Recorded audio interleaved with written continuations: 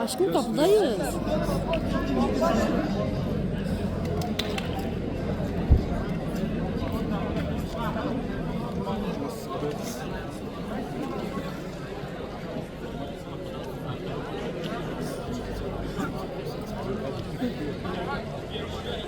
Hani şey diyor ya, Anadolu'da her ülkede polis gözünden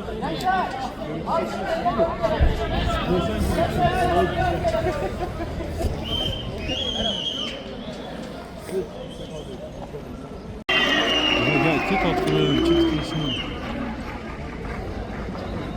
İstiyor bir şey. Instagram bir şey.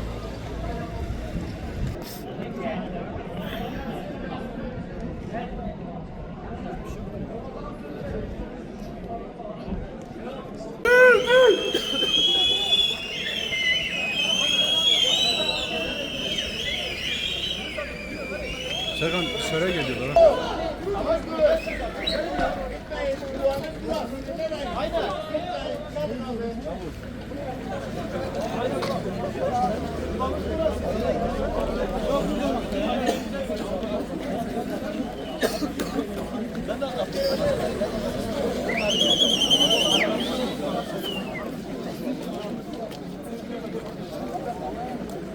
Abi siz misiniz gönderdi?